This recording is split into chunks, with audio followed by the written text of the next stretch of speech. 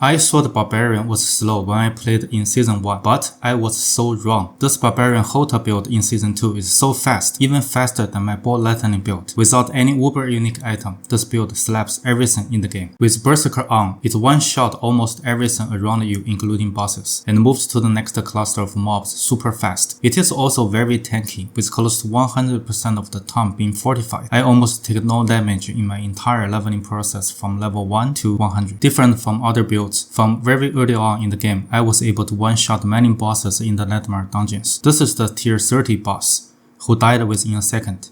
Tier 33 Butcher, 80% of his health was gone in one shot. Tier 41 boss, one-shotted with no mercy. Even for the world boss, the damage is no joke. And also later tier 56 boss, and the tier 60 boss, for example. The build makes your leveling process very enjoyable as you feel the power all the time. Now let's do Uber Lilith. Somehow all my builds so far in Season 2 one-shot or close to one-shot her without any mechanical trigger. Let's say this Barbarian build. Okay, no doubts. Phase 1 was just a one-shotted. Now Phase 2. Also one-shotted, no mechanical trigger in the game. To one-shot the boss, you pop up all your shots as well as the Wrath of the Berserker, then evade, which will fill up your fury as long as you are using Metamorphosis Vampiric Power and the T100 Wield unique pants. Now hit the boss with Hoda, done. For this build, I will focus on making it viable for the Nightmare Dungeon tier 100 and potentially viable for the upcoming Pinnacle content. So I will focus more on the defense. I will also mention some options for offense if you would like to use this build for boss farming. If you want to see more content like this, please smash the like button, subscribe, and ring that notification bell to never miss a video. I use this unique helmet, which gives you really good attack speed, damage while berserking, maximum fury. 4 ranks of aggressive resistant passive gives you 16% damage reduction while berserking. The unique stat here also gives you a pretty high chance to deal more damage multiplier, get fury back 2 per second, and also more cooldown. Really good helmet. If you don't have the unique helmet, you can use this regular one, focusing on total armor, one of the resistances, and also maximum life and strength. And you can put non-min Wrath aspect on this, which will give you more fortify. This is also a very solid option. For the chest, focus on total armor, one of the damage reduction mods, and the 2 resistances. We use this obedience aspect to get more armor while we're attacking, so this can be really helpful in the high tier Nightmare dungeons. On the gloves, we have all stats, attack speed, critical strike chance, and the plus rank of Hammer of the Ancient. When you get the rank of the red foil, which guarantees a critical strike after you spending 100 fury, so you can even change the critical strike chance to overpower. As we focus on the defense, on the pants, we're looking for 2 damage reduction mods, one of the resistances, and also damage reduction while injured. Together with the damage reduction while injured here on the pants and also here on the boots, and also the resilient vampiric power. If we're losing 19% of our health, we're effectively getting to about 80% damage reduction while you're injured. So this can be really great helpful in Nightmare Dungeon tier 100. Alternatively, T100 Wield unique pants is a very popular option. As you can see, you get a lot of damage from this pants, maximum resource, and also one of the damage reduction mods. Very importantly is that on the unique stat here, whenever you become unstoppable, you get 50 primary resource, which is 50 fury back. And this 50 also multiplies by all of the resource generation stat you have on all of your gears. In my case, whenever I become unstoppable, it gives me maybe around 90 fury back. If you want to focus on one shot of the bosses, use this unique pants for sure. But if you want to focus more on the defense like I do, use this regular pants. And this regular pants, by the way, also use aspect of might, which gives you a lot of damage reduction whenever you use lunging strike. On the boots, I have movement speed, 2 of the resistances, and also damage reduction while injured. And I'm using relentless berserker aspect to basically extend the duration of the berserking. On the gloves, we also have berserker raping aspect, which will make the enemies bleeding. So this will be proccing with the legendary node on the Paragon board, which is called Blood Rage, I believe, to give you more chance to extend the duration of the berserker. On the boots, I have movement speed, 2 of the resistances, and also damage reduction while injured. And I'm using Relentless Berserker aspect to basically extend the duration of the Berserking. On the Bludgeoning weapon, look for the highest item power as you can, and look for all stats, strength, overpowered damage, and also damage while Berserking. For the aspect, we're using Ancestral Force aspect here to make your Hoda clicks outwards and also have an increase in the damage. For the dual wield weapons, look for the maces because they're giving you more overpowered damage. For the stats, they're very similar to the bludgeoning weapon, which are all stat, strength, overpower, and also damage while berserking. On one of the maces, I'm using accelerating aspect, and on the other, I'm using the Edge Master aspect. For the two-handed slashing weapon, I'm using an axe, which gives you front-loaded damage to healthy enemies. You can use mace or also spear to your like. For the stats, they're very similar to other weapons, and I'm using Limitless Rage aspect here to give you more damage multiplier for every point of fury you generated beside your maximum fury. So this is very good for damage.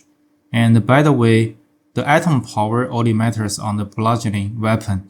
For the dual wield weapon and also the slashing weapon, the item power doesn't matter that much because these are not your primary damage output, only focusing on the item power on your bludgeoning weapon.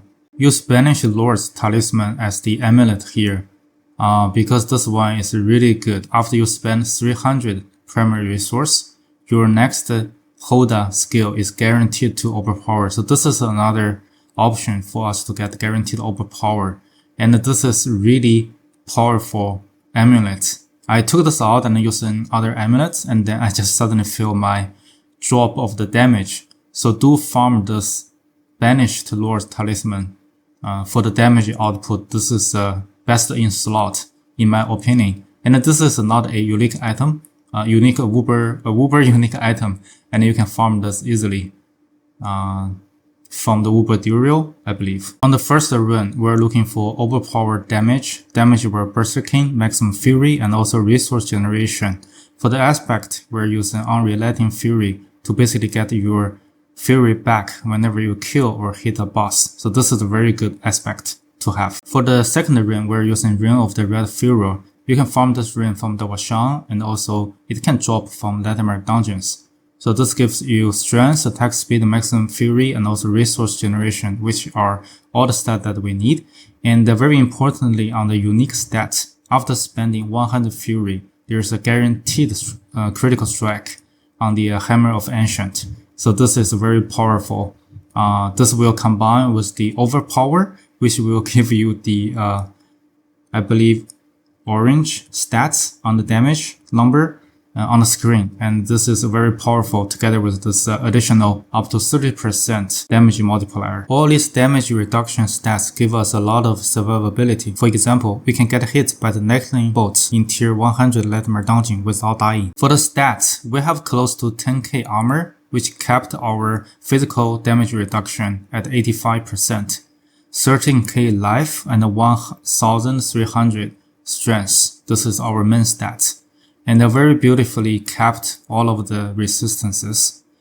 And then 30% critical strike chance, as we have the Ring of the Red Furor. That is not very important in my opinion. And then for the overpower damage, this is the most critical stats. We have a little bit over 2000% on overpower damage. So this is guaranteed very good damage output. As we are also focusing on the defense, some of the damage reduction is very important, especially this damage reduction where injured. Since we have the stats on both of our pants and also boots, we have close to 70% damage reduction where we are injured. For the skill tree, we use Lunging Strike, Enhanced Lunging Strike. And the Combat Lunging Strike will give you berserking whenever you critical strikes. This is very important at the beginning, but later on, I don't really have a problem to keep the berserking alive. So I took this point out to put it into somewhere else.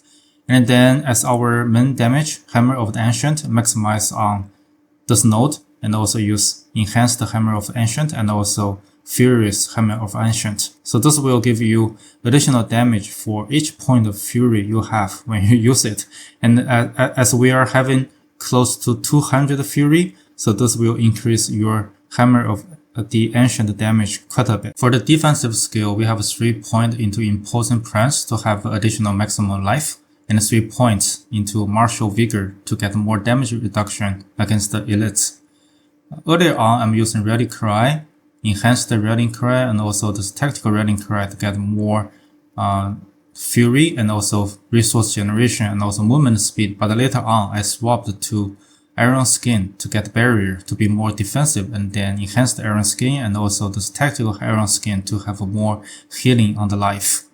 And then Challenging Shout, Enhanced Challenging Shot and also Tactical Challenging Shot to get more fury back whenever you are taking damage. Then we have War Cry to increase our damage multiplier by 15% for 74 seconds, and the Enhanced War Cry to give us Berserking, and then Mighty War Cry to give us more Fortify. And then 3 points into Booming Voice to increase the duration of all of our shot skills, which is very critical, and also 3 points into Guttural Yell to give us to allow enemies to deal less damage, and then 3 points into Aggressive Resistance to give us damage reduction while berserking, which we're doing basically all of the time, and then 3 points into Prolific Fury to have more fury generation while we're berserking. Then 3 points into Pit Fighter to get more damage, 1 point into Thick Skin to get 3 points into Counter Offensive to get more Fortify, to get more damage while we have Fortify to a certain amount. And then you can put some point here in the defensive stance to further increase the damage reduction. And then also 3 points into Wallop, Brute Force, Concussion to increase our damage. These are pretty good caster. And then we use Wrath of the Berserker, Prime Wrath of the Berserker, and also Supreme Wrath of the Berserker to basically give us more fury, more damage multiplier, and also movement speed. Lastly, we're using Unconstrained as our key passive, so this will give us more duration for our berserking and also increase our damage to 60% as a multiplier. So using this key passive will keep us berserking much easier. Another option is that we can use Unbridled Reach, so this will give us 135 increased damage, which is a lot, but this will have a cost of our fury doubled.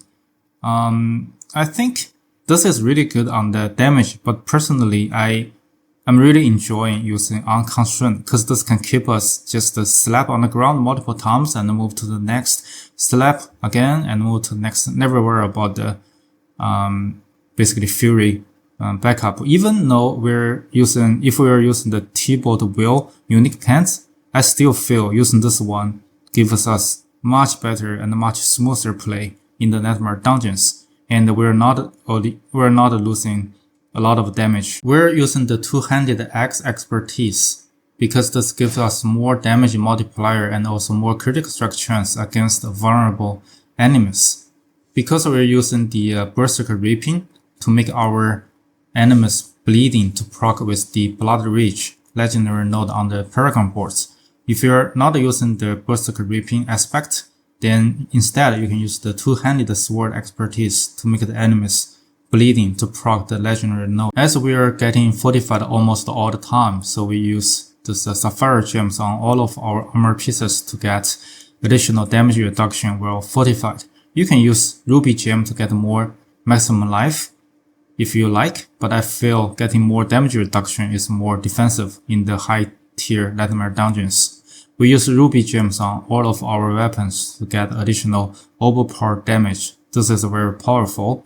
And then on the Amulet and Rings, try to fit more Skull gem as much as possible because each of the Skull gem will give us 250 armor, which is a lot to get our armor capped. But if we're missing some of the resistances that are not capped, we definitely put the gem here to maximize and cap our resistance. Vampiric Power, we have Metamorphosis to proc Unstoppable and also apply Vampiric Curse to the enemies. I keep this as level 1 for the duration of 2 seconds so we can basically do evade more and then proc this unstoppable more time to get the mana back. But you can put this onto 3 as well, depending on how you want to play. And then we have Prey on the Weak, because the enemies are vulnerable when they are affected by Vampiric Power. So this gives us additional damage multiplier. And then Resilience, to get more damage reduction based on the missing life that we have. So with the damage reduction while injured, together with the resilience damage reduction, I think we're basically kept at around 80% damage reduction while we are injured. So this is going to be really helpful for our survivability in high tier Lethamyr dungeons. And then we use Undying. So still I feel getting our life back use Undying is more consistent instead of using the Sounding Breeze to get fortified. And we already have the legendary node on the Paragon board to get fortified. So I think Undying is the best option in my opinion here. And then lastly, we have Blood Boil. So this is really to get another source of overpower that we have. Very powerful for this overpower build. We have the detail of the Paragon boards linked in the description on the Planner website, but here we put Ross Glyph node here to get more fury back whenever we critical strike. This is really a nice one. And then we have more additional critical strike damage as additional damage, and then grab the physical damage node, more life and armor, and then more armor. And going up, we should immediately get this Bone Breaker as our source of guaranteed overpower, depending on how fast you can get the Vampiric Power. So this might be the first source of getting guaranteed overpower. So I would say get this one as soon as possible. And then grab some node for damage reduction or fortify, damage and overpower damage, and more overpower damage here. And then more life and armor later in the game. And then we put the Exploit Glyph node here to apply vulnerable and then get a little bit more vulnerable damage.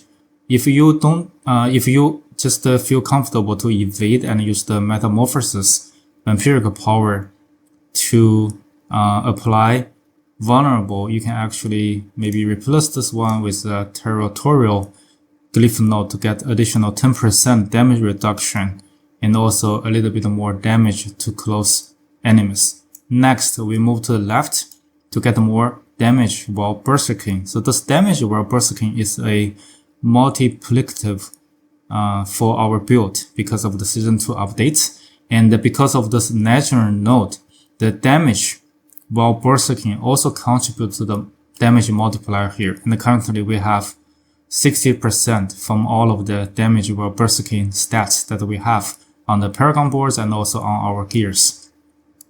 And then we move up to grab the Warbringer legendary node. So this will give us a lot of fortify. After spending 75 fury, we get 2000 fortify. We're basically maybe 1 or even 2 cost of the Hoda. We basically spend this much fury. So we're constantly getting fortified to maintain fortified. So this is very critical for survivability. And I feel like this node is the only consistent node that we can get fortified back. And then we put Crusher node here to get more overpower damage and also more damage with misses. Grab a more damage node and also more resistances as well. And then from here get a lot of fury and also fury on kill, more fury and also fury on kill. And here we get more fury. So you can see we got a lot of fury on this Paragon board and also more damage while fortified. And then move to the right to put Glyph Ire here to basically have more damage reduction and also more damage while berserking. And then damage reduction to close enemies and also more damage while berserking. And later on in the game you can get more armor. And if you need cold resistance here, that's even better from here. And lastly, we have martial glyph node here to boost all of the magic nodes power here. So this basically, for example, here is just a double. I think it's even more than double armor here. So you can get a lot of armor here, and together with node, a lot of armor here, and then a lot of physical damage here as well. Happy Thanksgiving for those who celebrate it, and I definitely miss my grandfather. Hope you have enjoyed the video. See you in the next one.